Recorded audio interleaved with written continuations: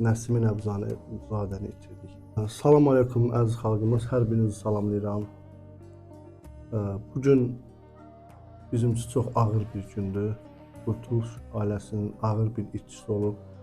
Bu itki deyərdim ki, nəinki Qurtuluş ailəsinin, eyni zamanda xalqımızın itkisidir. Nəsimi Nəbzadəni itirdik.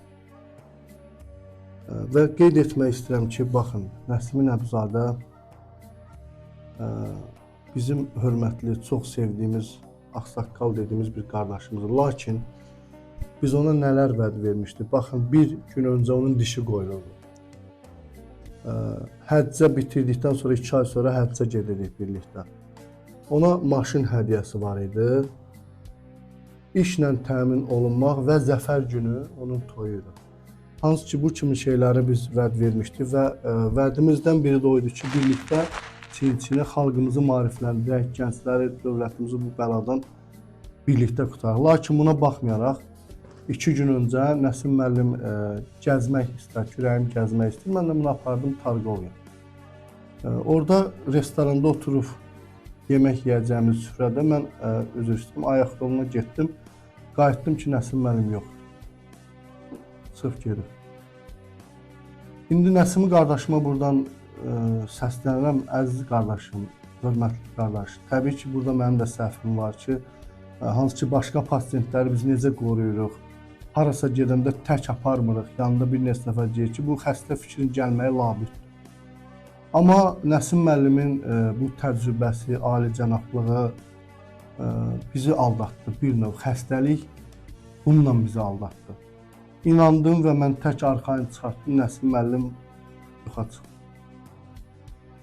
Və qardaşıma səslənirəm ki, inanıram ki, qaydasınız. Nəsim müəllim, mən sizi orada vallahi 4 saat gözlədim.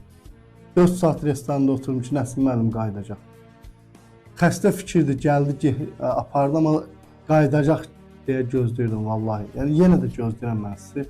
Sizin heç bir günahınız yoxdur bu xəstəlikdir. Mən bilmə bu videonu çəkirik ki, əziz xalqımız, baxın, bu xəstəlik budur. Nəsim müəllimi yenə apardı. Amma inşallah ki, ümid edirəm qaydacaq. Buyurun Ceyhun qardaşımız. Salam əleykum, hamıya salamlayıram. Mən ən üzücü odur ki, Nəsim müəllim 4 aydır bu prosesin içindədir və proqramdan kifayət qədər xəbərdar bir insan idi. Ali savadlı insandı. O da gözəl bilirdi ki, yəni proqram yarımçıq işləmirdi, yəni natamam işləmirdi. Onun da 3-2-sin keçmişdi, 4 ay keçmişdi. Cəmi cümlətanı ən asan aylar qalmışdı. 5-ci ay, 6-cı ay ən asan aylar. Çətin ay 1-ci, 2-ci, 3-cü aylardır. Sonraki aylar daha asandır. Çünki insanın şuuru açılır, təmizlənir. Bilməm, yəqin ki, bu proqram dili ilə desə bir vəsvəsə var, o vəsvəsə insana gəlir. Yəqin ki, vəsvəsənin qurbanı oldu Nəsimi. Çox ümidvaram ki, Nəsimi öz sağlamlığını hər şeydən üstün tutar, qayıdıb bərpa eləyər, onun müalicəsini. Yəni, bu birinci növbədə onun özünə lazımdır. Birinci növbədə özünə lazımdır, özünün düşünər, ümidvaram. Və bir əlavə eləyim, xalqımızın da ümidini itirmə Nəsim müəllim, əziz qardaşımız.